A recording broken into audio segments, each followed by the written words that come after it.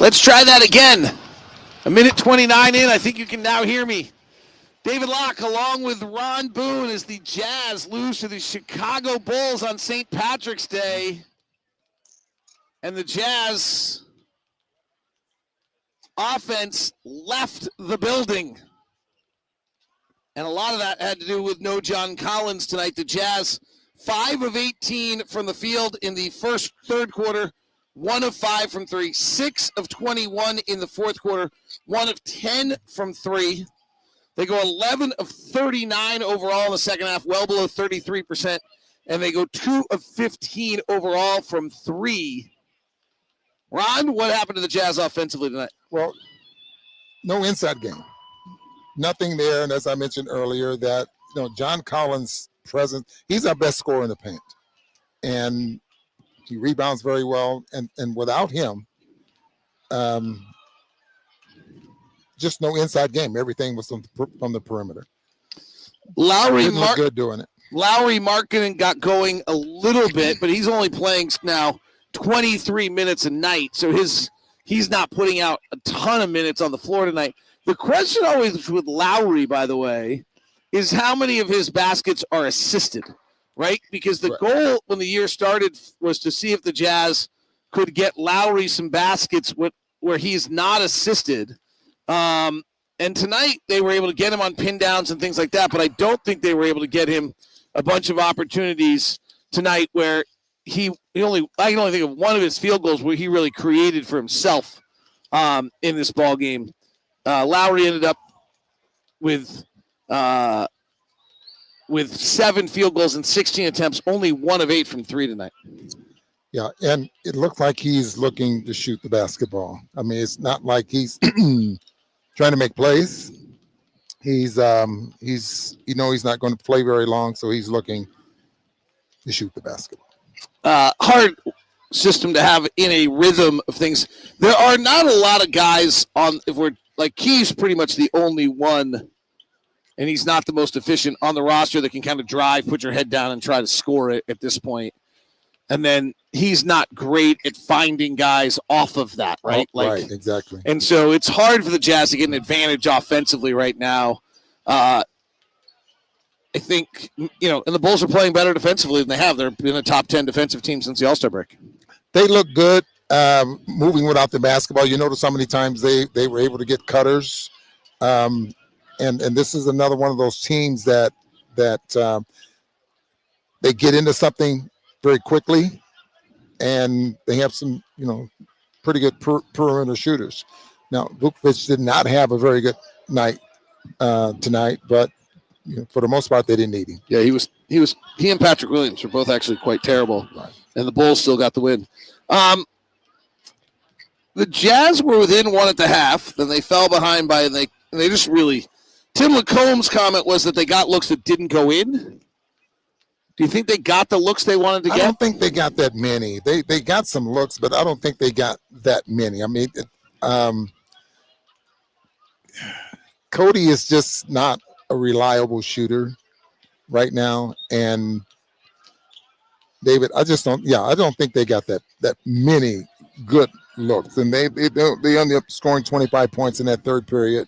And again, David, without having something in the middle in the paint, you relying on jump shots from anywhere from 30 to 18 feet to win a basketball game. I don't care who you're playing. That's going to be hard to do. Walker Kessler took 5 threes tonight, went 0 for 5. What's your thoughts on the Walker Kessler 2-night 3-point experiment? Let him shoot him. It's everything else is about developing, and if they have in mind that they want him to be a stretch 5, be a threat anyway from shooting the threes, and let him get some confidence. There was a funny moment tonight with Walker and the new 3-point shooting. We'll share with you in just a moment of what that did to the Jazz. Today's show is brought to you by DoorDash. NBA fans, get ready.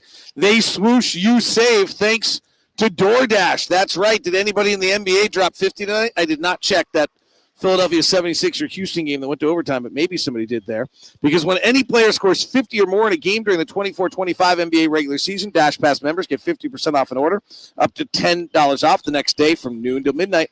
You can have a game day feast, a late night craving, lunch on the go, fueling your way to a watch party, whatever it might be. Sign up with Dash Pass and be ready to save. When any player scores 50 or more in a game, Dash Pass members get 50% off any order the next day, up to $10 off. Just use the promo code NBA50 from noon to midnight after a 50-point game on eligible orders at participating merchants. Must have an active Dash Pass account. Terms apply. Visit DoorDash.com to learn more. Must be a Dash Pass member. Today's show is also brought to you by our friends over at FanDuel. That's right. March Madness is here. FanDuel is giving you a chance to get in the action like never before. New customers get $200 in bonus bets when you win your first $5 bet.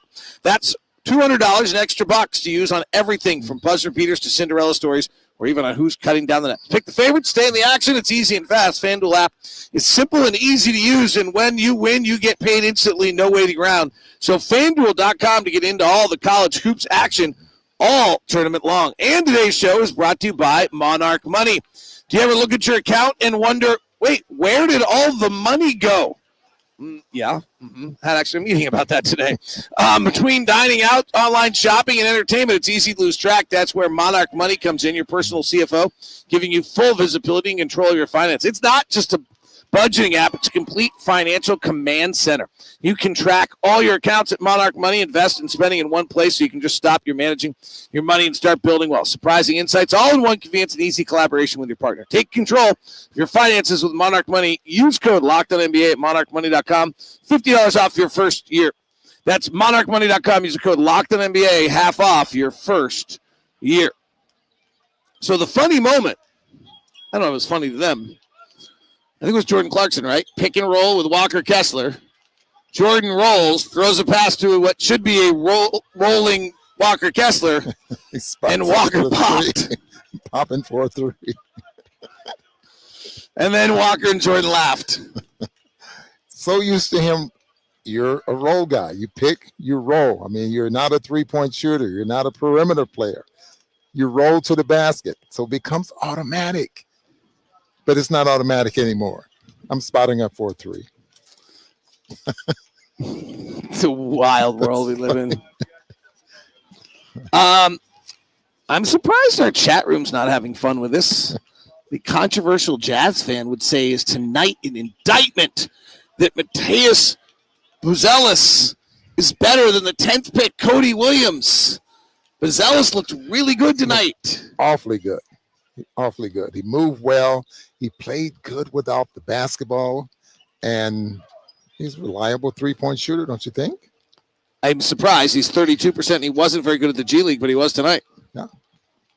But the athleticism at 6'10" was impressive. I think he moves well. I mean, he plays well. I mean, he's very much under control. I like him. I like his game. Yes. The one that jumps out to me, Ron, tonight is 4 offensive rebounds by the Jazz. What did the Bulls, is that second night back-to-back tired? What did the Bulls do that killed the Jazz offensive rebounding game? They shot 43%. There should be more offensive rebounds. Well, the Jazz got 4. You can look right here. So the Bulls, defensive rebounds, 40. So the Jazz got 4 out of 44 potential defensive rebounds. Offensive rebounds. Yeah, that's terrible. Yeah. So what happened? They just got physically manhandled? We just didn't have it?